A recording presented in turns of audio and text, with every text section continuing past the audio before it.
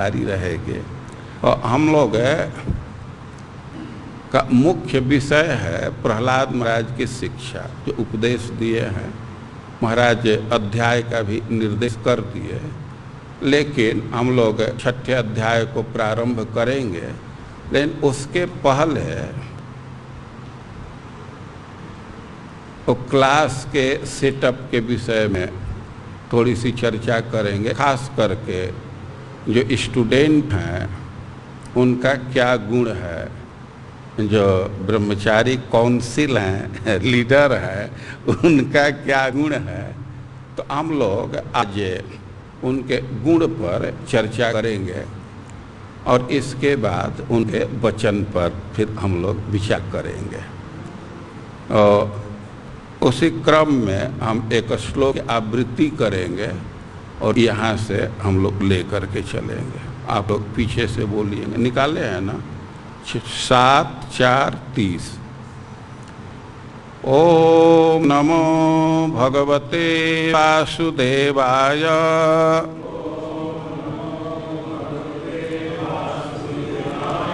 ओम नमो भगवते वासुदेवाय।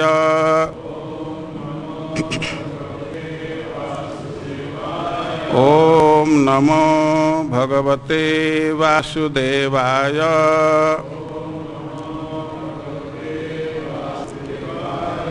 तस्य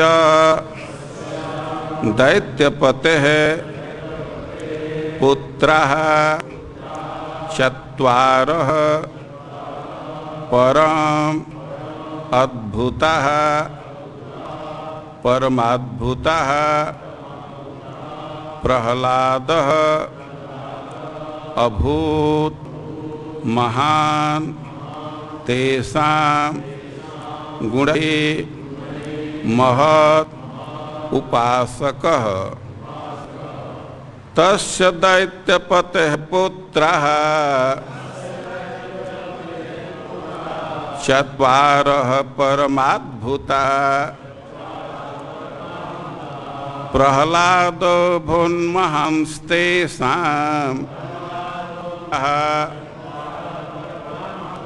प्रहलादो भून्महांस्तेषां गुणैर्महदुपासकः। चत्वारः परमाद्भुतः प्रहलादो भून्महांस्तेषां गुणैर्महदुपासकः।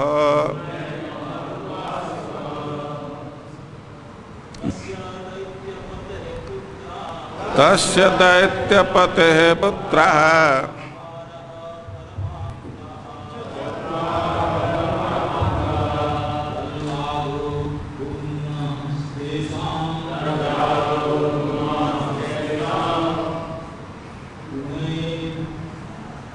महदुपासक।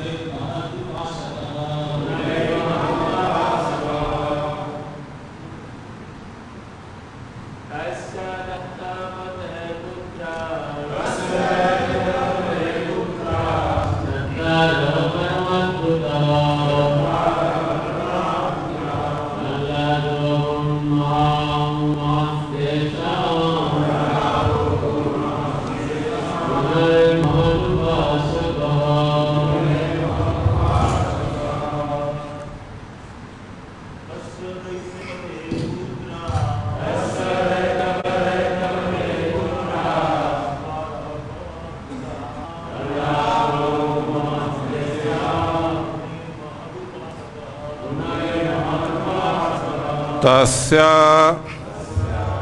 उस हिरण्यकशिपु दैत्यपतेः है, दैत्यों के राजा के पुत्रगण चत्वारः 4 परम अद्भुतः अत्यंत योग्य तथा अद्भुत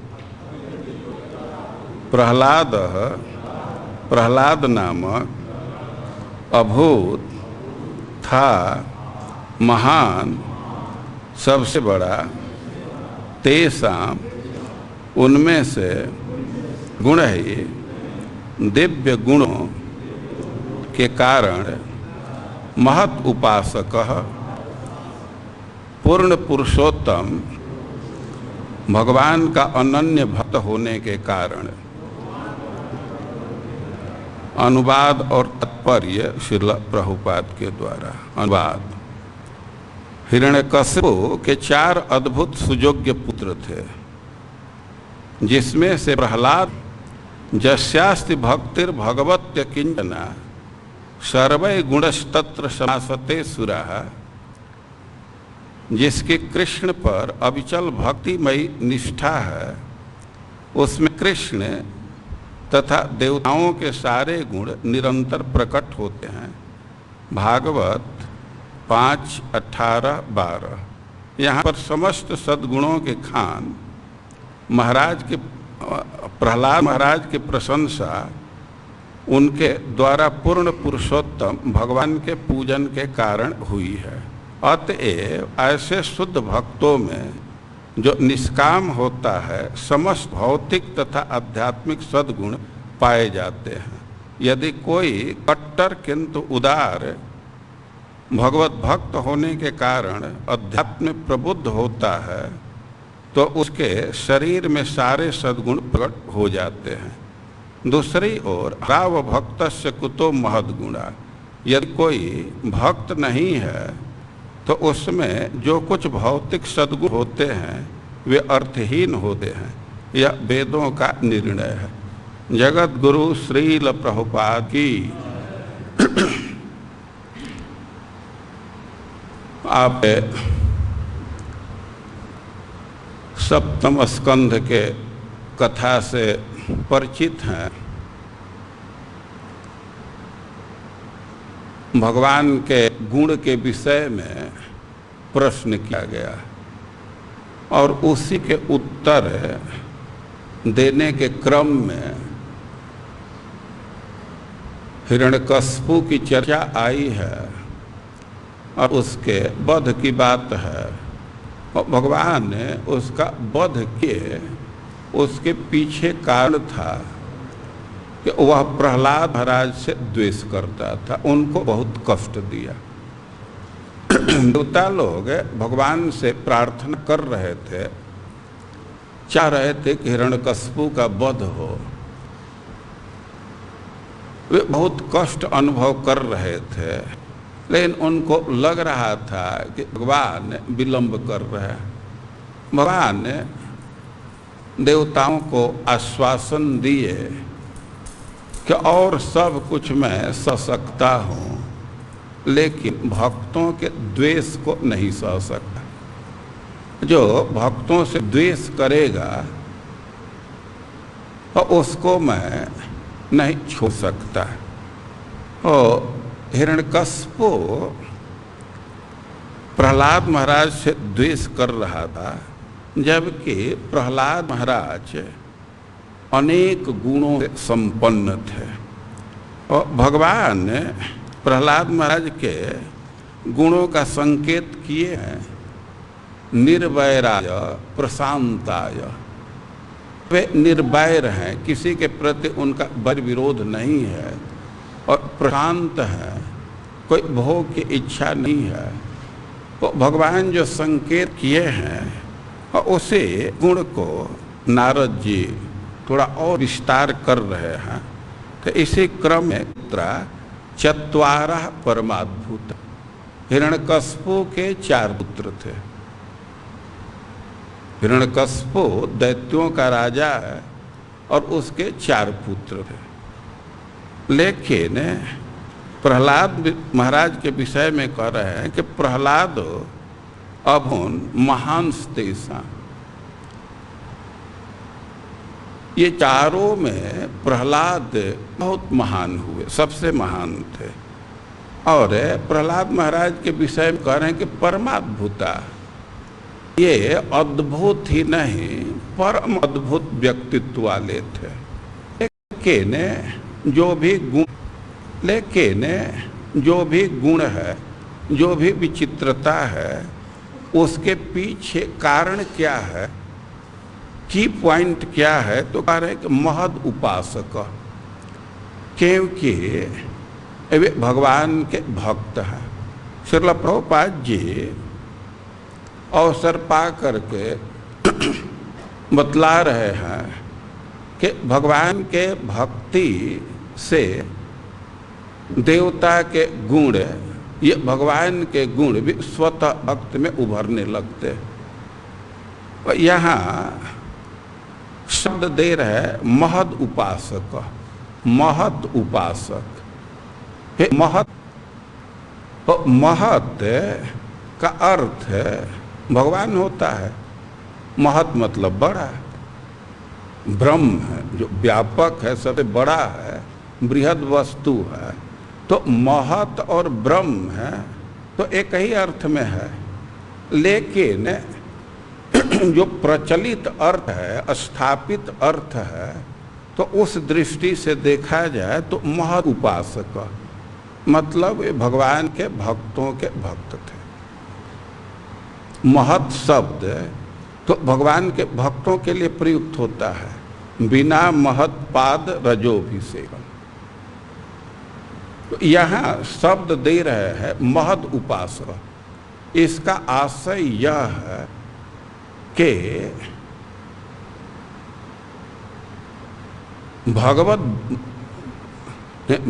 भागवता नाम भक्ति पर्यंत भगवत भक्ति निष्ठा। देखिए, भक्ति का कई एक स्तर है।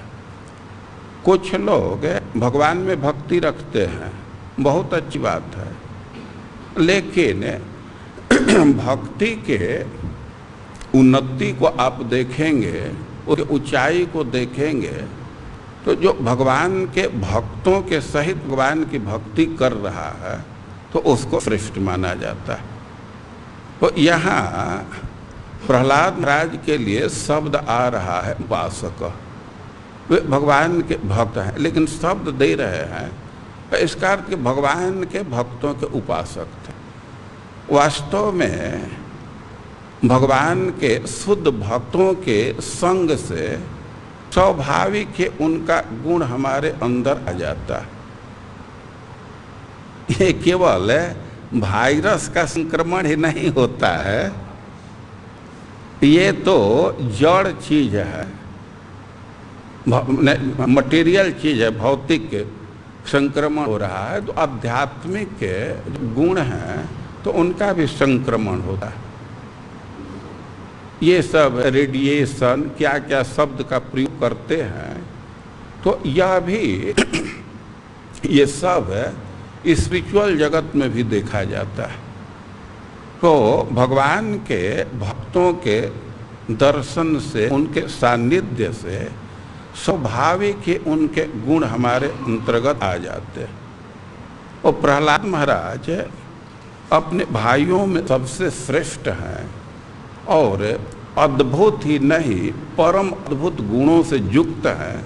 तो उसके पीछे रहस्य यह है कि महत उपासक वे भगवान के भक्त हैं और इसके साथ ही भगवान के भक्तों के हुए। अब कौन कौन उनमें गुण हैं और कुछ गुणों का संकेत ब्रह्मण्य शील, ब्रह्मण्य शील संपन्न सत्य संधो जितेंद्रिय, कई एक गुण को दिखा रहे हैं। अब उसके पहले एक चीज है बहुत महत्वपूर्ण है, शब्द दे रहे हैं कि महद उपासक, वे भगवान के भक्तों के उपासक थे। एक चीज है ध्यान रखना चाहिए कि भक्ति में उपाधि का बहुत महत्व नहीं है। भक्ति स्वतंत्र है और उसका उदय कहीं भी होता है। वो चाहे सन्यासी हो, ब्रह्मचारी हो, गृहस्थ हो, भक्ति किसी का वर्ण कर सकती है। और इसी से ये सब उपाधि के पीछे बहुत नहीं रहना चाहिए। कभी कभी क्लेश हो जाता है ब्रह्मचारी गृहस्थ। और वास्तव में ये सब है शास्त्र के दृष्टि से देखा जाए और इस शास्त्र संगत चीज नहीं है। और खास करके हम लोगों की जो संस्था है और इसमें तो इसका बिल्कुल भेद नहीं है। हम लोग सन्यास के क्रम में कई एक ट्रेनिंग लिए, तो सन्यास की ट्रेनिंग में भी गृहस्थ लोग ट्रेनिंग देते हैं। राधा श्याम सुंदर जी चैतन्य भवन में और ट्रेनिंग के समय गृहस्थ भी थे। और गृहस्थ की बात तो छोड़िए, माता जी भी कुछ क्लास दी। सन्यास का ट्रेनिंग हो रहा है और माता जी भी क्लास ली। और आप सन्यास बोर्ड पर विचार करेंगे, हमें तो ठीक से नहीं पता है, लेकिन हम समझते हैं कि आधा गृहस्थ निकल सकते हैं।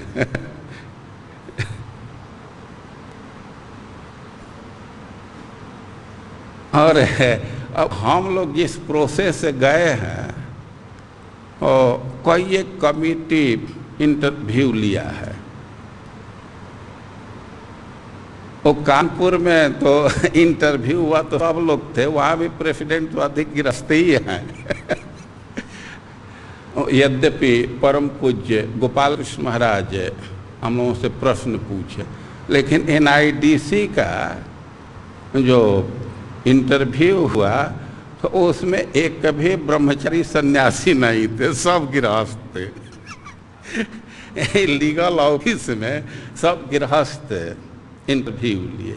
इसके बाद IISc का कमिटी इंटरव्यू लिया तो उसमें ब्रह्मचारी गृहस्थ दोनों, सन्यासी उसमें नहीं कोई थे।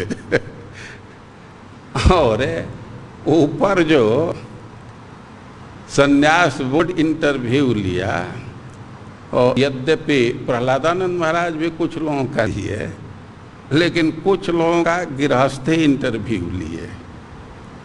वो सन्यास कैंडिडेट बनने जा रहे हैं, लेकिन इंटरव्यू गृहस्थ लिए। तो हम यह कह रहे हैं कि कई बार केवल सन्यासी ही इंस्ट्रक्शन देते हैं, ट्रेनिंग देते हैं। किसी किसी सत्र में ब्रह्मचारी और सन्यासी होते हैं, और किसी किसी सत्र में तो गृह सन्यासी ब्रह्मचारी सब होते हैं। तो भक्ति में उपाधि का बहुत महत्व नहीं है। किस स्तर का भक्ति है उसका असर आएगा। देखिए, ये भक्ति का प्रभाव कैसे होता है, एक उदाहरण से आप समझ सकते हैं। जैसे खा है तो उसको कहीं रगड़ते रहिए, वो गीला नहीं कर पाएगा।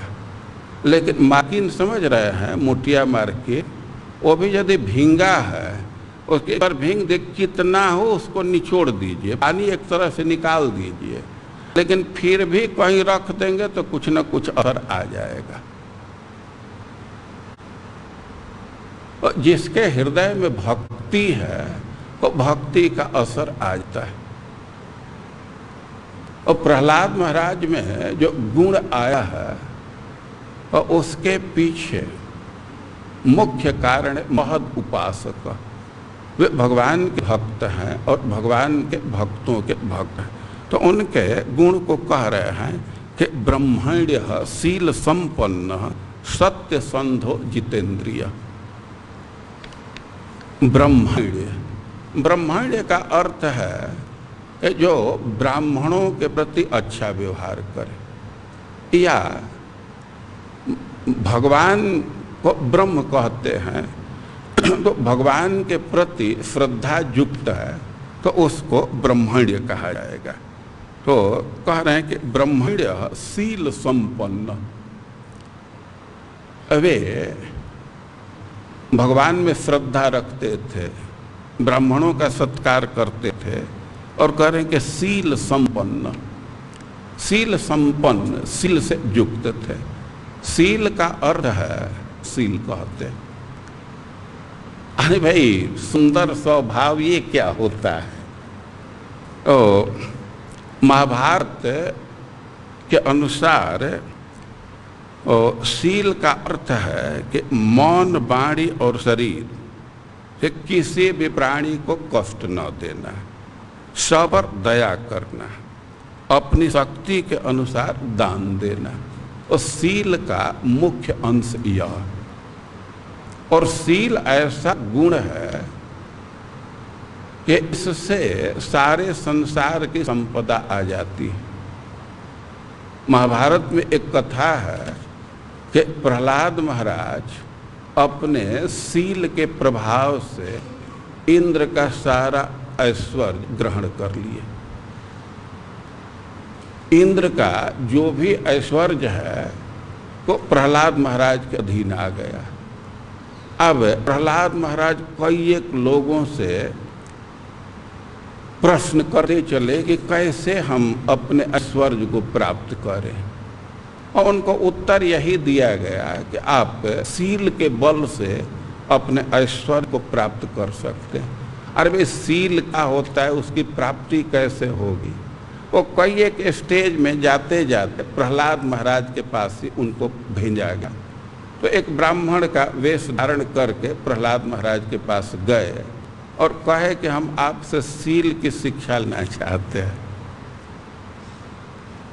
प्रहलाद महाराज कहे कि अभी मैनेजमेंट में बहुत हमारा टाइम जा रहा है, हमको टाइम नहीं है क्लास देने का। वो कहे कि जब आपको फुर्सत मिलेगा तभी दे दीजिएगा। तो अपॉइंटमेंट दिए तो वे ग्रहण किए। तो उसी क्रम में वो पूछे कि आखिर सील होता क्या है? तो प्रहलाद महाराज ही बतलाए हैं कि सील का मुख्य अर्थ है कि किसी को कष्ट न देना और दान देना, दूसरे का सहयोग करना। दूसरे जगह सील पर चर्चा है तो वहाँ सील का अर्थ लिखा गया है यह है कि विषम परिस्थिति में भी अपने स्वभाव का त्याग न करना, इसको सील कहेंगे। देखिए, कुछ लोग होते हैं कि बहुत विनम्र दिखते हैं, बहुत अच्छी बात है, उनका सम्मान कर रहे हैं, वो भी बड़ा विनम्र दिखते हैं, लेकिन कहीं अपमान हो गया तब उनकी विनम्रता नहीं दिखती है। तो यह सील नहीं है। एक बार की घटना है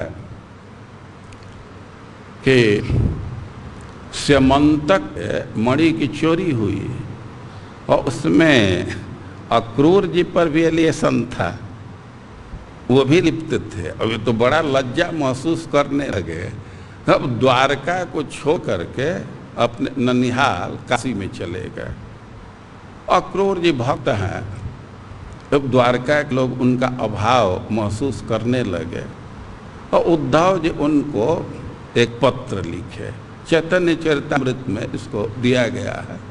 मूलतः भक्ति रसामृत सिंधु का श्लोक है और कह रहे हैं कि भृत्यस्य पश्यते गुरु न बिना अपराधान। अरे कि हमारे स्वामी हैं तो अपने सेवक के भारी से भारी गलती पर ध्यान ही नहीं देते हैं, देखते ही नहीं है। भृत्यस्य पश्यते गुरु न बिना अपराधान सेवांग मनागपि कृतां बहुधा विपयति। और कोई व्यक्ति थोड़ी सी सेवा कर दे तो उसको वे बहुत मानते हैं। और आविष्करोत पिसने स्वपिना अभिसूया। और जो खल प्रकृति के लोग हैं तो उनमें भी दोष बुद्धि नहीं करते, दोष दृष्टि नहीं करते। सीले न निर्मल मति पुरुषोत्तमोयम। अरे जो पुरुषों में श्रेष्ठ हैं श्री कृष्ण हैं तो अपने स्वभाव से ही निर्मल मति है, सील से निर्मल मति है। मतलब विषम स्थिति में भी इनका स्वभाव बदलता नहीं है। तो आप भय मत कीजिए, आप यहाँ आ जाइए। तो हम यह कह रहे हैं कि सील का एक आशय यह है कि सुंदर स्वभाव है लेकिन विषम परिस्थिति में परिवर्तित न हो तो उसको सील कहा जाएगा। वो प्रहलाद महाराज के विषय में कह रहे हैं कि सील संपन्न। प्रहलाद महाराज सील संपन्न थे। वो सुंदर स्वभाव था।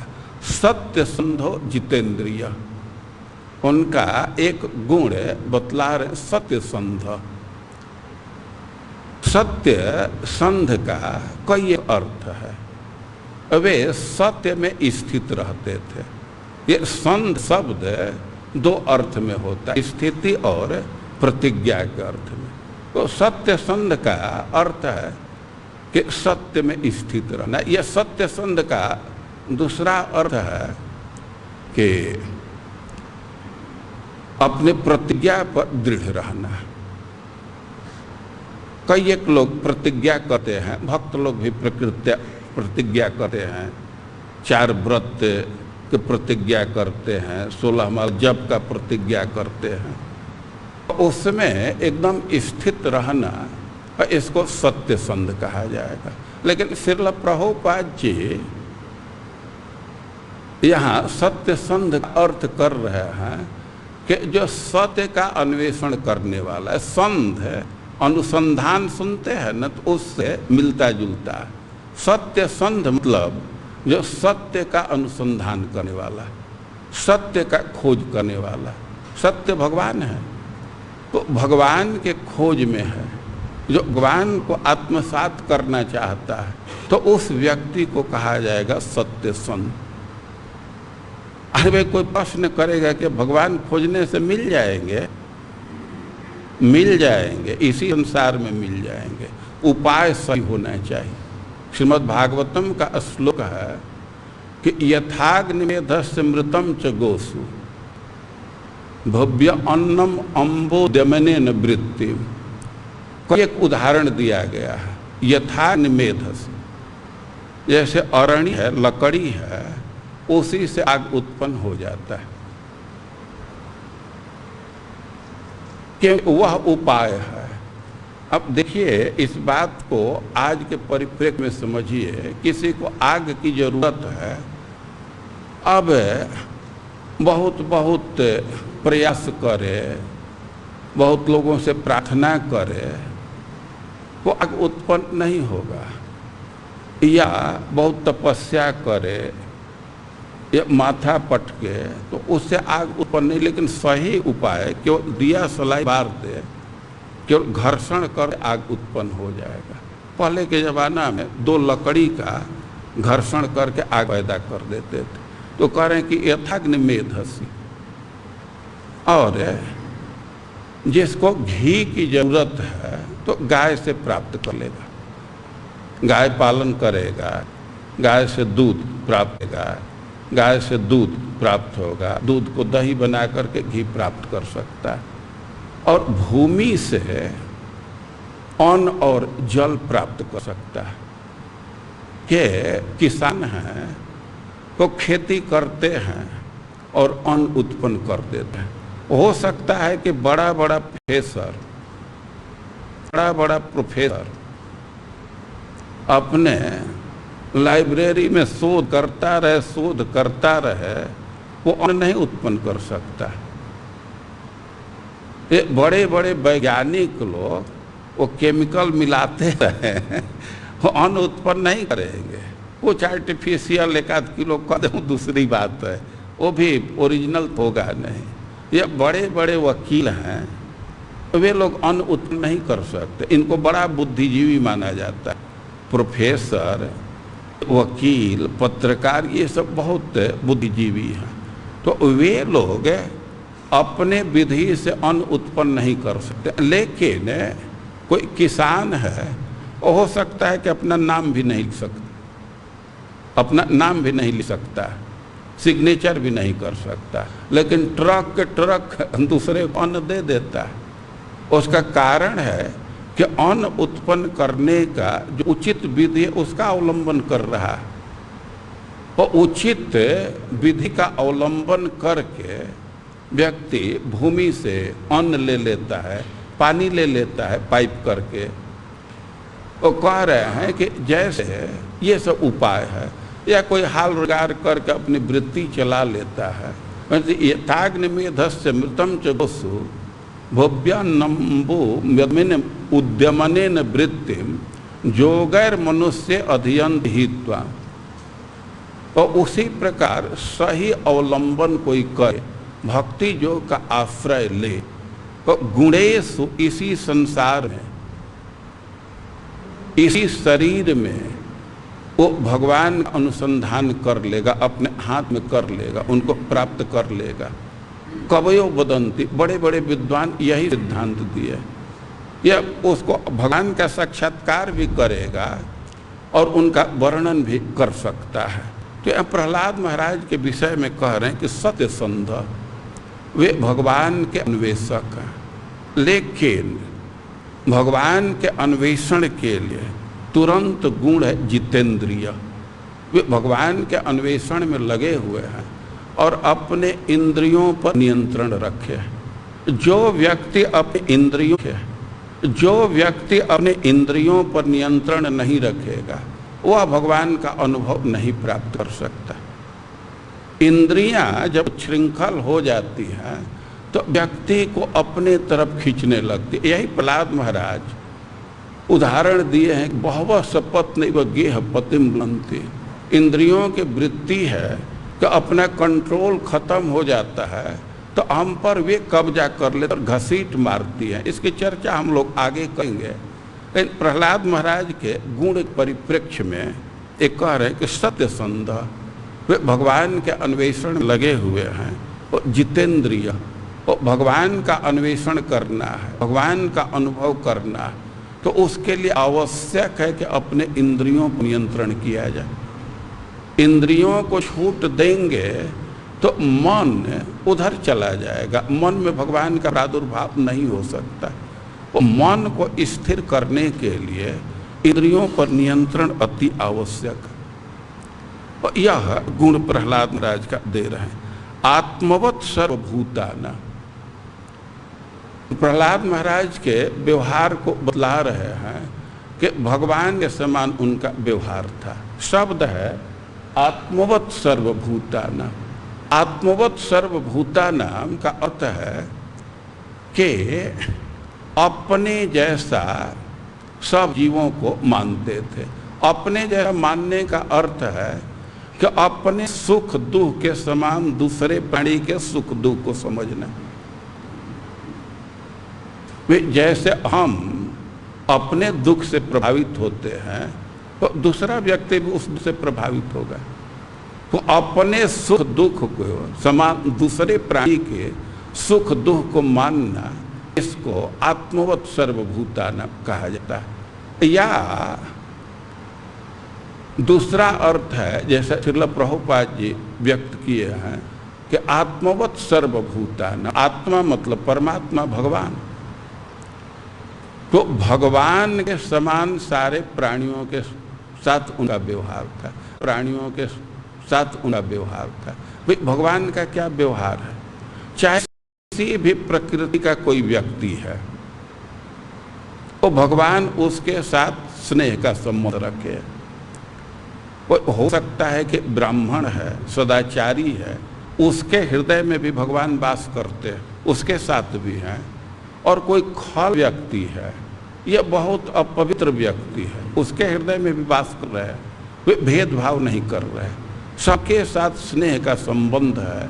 तो प्रहलाद महाराज का भी यही गुण है, आत्मवत् सर्वभूताना।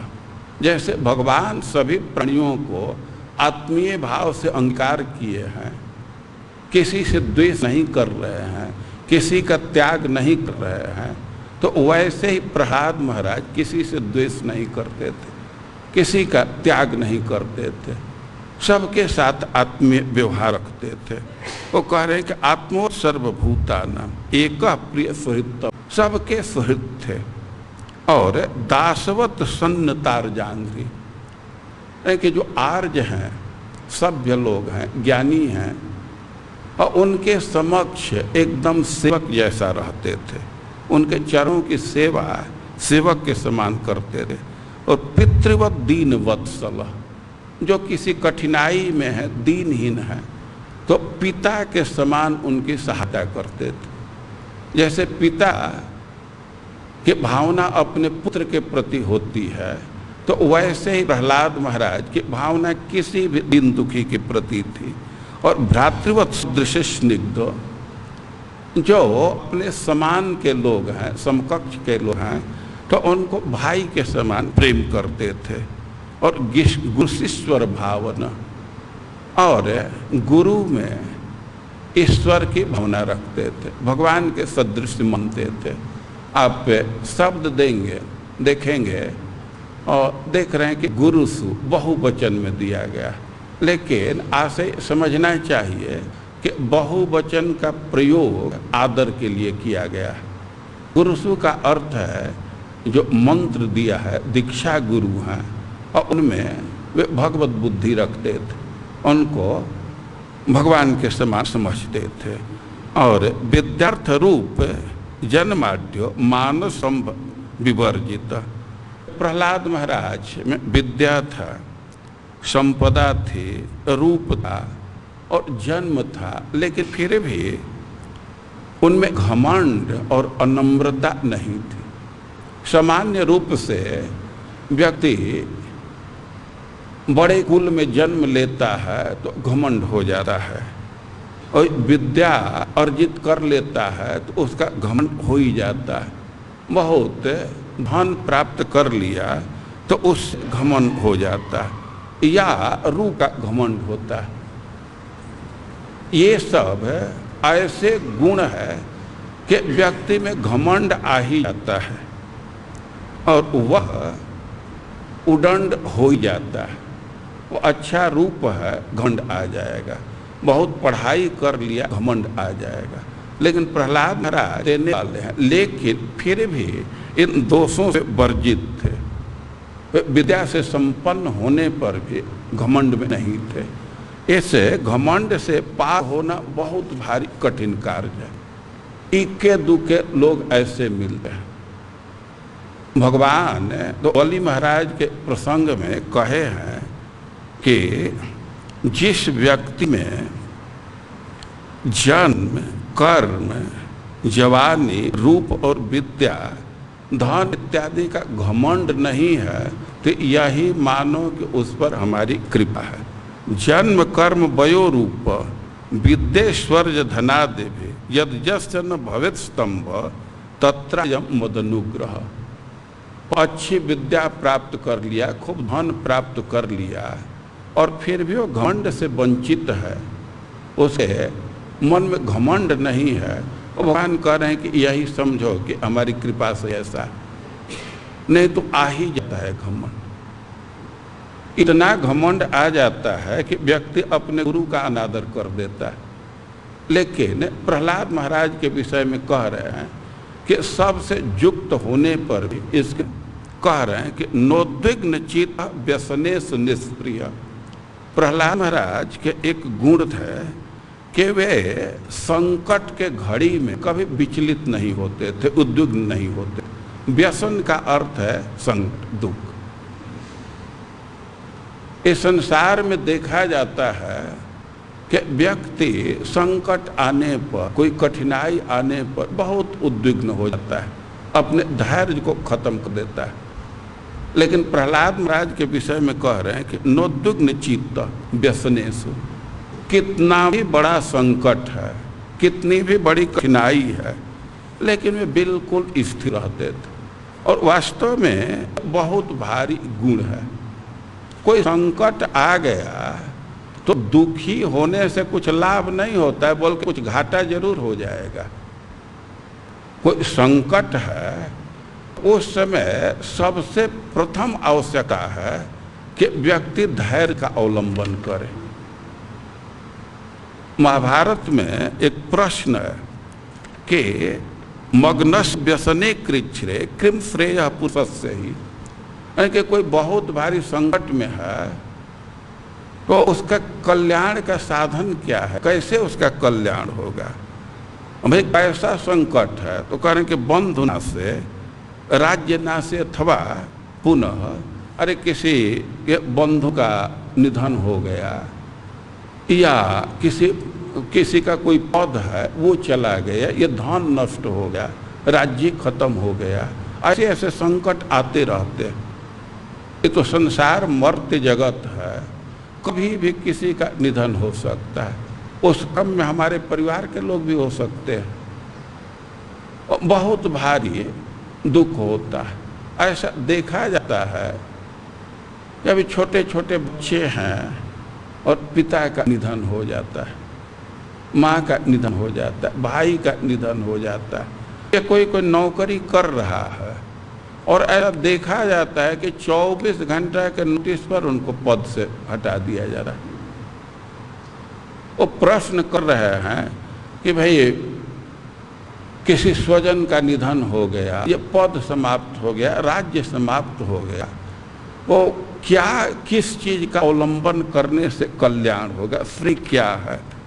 वो कह रहे हैं भीष्म पितामह जी कि पुत्र दार सुखैश्चैव वियुक्तस्य धनेन वा, कि कोई अपने पुत्र से रहित हो जाए, पत्नी से रहित हो जाए, या किसी प्रकार का सुख है उससे रहित हो जाए, तो मग्नस्य व्यसने कृच्छे द्वितीय श्रेयस करी नृप। युधिष्ठिर महाराज उपदेश कर रहे हैं कि दुख तो जरूर होता है, लेकिन उस स्थिति में यदि वो धैर्य का अवलंबन करता है तो उसी से उसका कल्याण हो जाता है। तो धैर्य कल्याणकारी है। और धैर्येण युक्तस्य सतः शरीरम न विसीर्यते। जो व्यक्ति धैर्य का अवलंबन करता है तो कम से कम शरीर उसका ठीक रहेगा। देखते हैं ना कि जो बहुत शोक में हो जाते हैं तो आज के शब्दावली में डिप्रेशन में चले जाते हैं। एक तो बंधु का नाश हुआ, धन का नाश हुआ, वो घाटा लगा ही, अब शोक कर रहे हैं तो हॉस्पिटल में भी पैसा खर्च होने लगता है और बहुत दिन तक प्रॉब्लम चलती रहती है। तो कह रहे हैं कि धैर्येण युक्तस्य सतः शरीरम न विसीर्यते, कि भाई जो धैर्य से युक्त है तो कम से कम उसका शरीर ठीक रहेगा। और विशोकता सुखम धत्ते धत्ते चारोग्य मुत्तम। और यदि वो टेंशन फ्री है, शोक से रहित है, और उसको सुख की प्राप्ति होगी और उसका स्वास्थ्य ठीक रहेगा। और प्रहलाद महाराज के गुण को बतला रहे हैं कि नोद्विग्न चित्त व्यसनेषु, किसी भी दुख के स्थिति में उद्विग्न नहीं होते थे, धृति से युक्त थे। और निष्प्रिय श्रुतेषु दृष्टेषु गुणेषु अवस्तुरिक। और कह रहे हैं कि भोग के प्रति उनका लोभ नहीं था। भोग को दो भाग में बांट रहे हैं, एक को श्रुत और एक को दृष्ट। कुछ कुछ सुख को हम लोग यहाँ देखते हैं, जैसे मंत्री का पद है या और भी पद है, तो उसके सुख को, उसके ऐश्वर्य को हम लोग देख रहे हैं, तो इसको दृष्ट कहा जाता है। और कोई कोई चीज है कि उसको देखे नहीं है, केवल सुन रहे हैं, जैसे स्वर्ग का सुख है, तो कोई देखा तो नहीं है, सुन रहा है, तो उसको श्रुत कह रहे हैं। तो प्रहलाद महाराज के विषय में कह रहे हैं कि वे निष्प्रिय थे, दृष्ट सुख है और उसमें भी निष्प्रिय थे, उसकी इच्छा नहीं कर रहे हैं। और जो श्रुत सुख है उसमें भी भावना था कि वह भी वास्तविक नहीं है, अवस्तुद्रिक। वास्तव में व्यक्ति स्वर्ग का सुख सुनता है, लेकिन श्रुतम च दृष्टवत दुष्टम। ये जो श्रुत सुख है वह यहाँ के सुख के समान ही दूषित है। देखिए, इस संसार में जो व्यक्ति जितना बड़ा पद प्राप्त किया है, जितना सुखद स्थिति प्राप्त किया है, और उतना ही वह दुख का अनुभव करता है। अब अवसर आने पर मुख से बात निकल जाती है। एक बार भक्त लोग हमको एक बिहार के मुख्यमंत्री के पास ले गए थे। उस समय वे इलेक्शन, और उनका मैं दुख अनुभव किया, कितना दुख है। शायद वो मुख्यमंत्री न बने होते तो उतना दुख का अनुभव नहीं करते। और जैसे यहाँ का कोई भी सुख है तो वह टेंशन से मुक्त नहीं है, उसमें दुख का सम्मिश्रण जरूर है। तो उसी प्रकार जो श्रुत सुख है, स्वर्ग इत्यादि का सुख है, तो वहाँ भी दुख मिश्रित है। यद्यपि एक दृष्टि से देखा जाए तो वहाँ कितना भी भोग कीजिए शरीर में कोई थकावट नहीं होगा। ये जो भी भोग प्राप्त करना चाहिए, जितना रस पीना हो पीते रहिए। तो इस सब दृष्टि से तो वहाँ बहुत सुख है, लेकिन वहाँ फिर भी एक जलन व्यक्ति महसूस करता है। वो जलन इस बात का है कि स्पर्धा है, ये हमारे बराबर दूसरा है तो उसको देखकर जलते हैं, और कहीं उसे हमसे बड़ा पद प्राप्त किया है तो उसे हमेशा कष्ट भोगते रहते हैं। और श्रीमद् भागवतम का शब्द है, भगवान बोल रहे उद्धव जी से कि श्रुतम च दृष्टवत दुष्टम। ये जो श्रुत सुख है, स्वर्ग इत्यादि का सुख है, तो वह यह इस संसार के सुख के समान ही दूषित है, कोई इससे भिन्न नहीं है, और उसको प्राप्त करना भी बहुत कठिन है। कभी कभी तो स्वर्ग प्राप्त करने के लिए हम बड़ा बड़ा अनुष्ठान करते हैं, तपस्या करते हैं, यज्ञ करते हैं, लेकिन उस यज्ञ का फल प्राप्त ही हो जाएगा कोई निश्चित नहीं है। भगवान की भक्ति है, यह कभी निष्फल नहीं जाता है।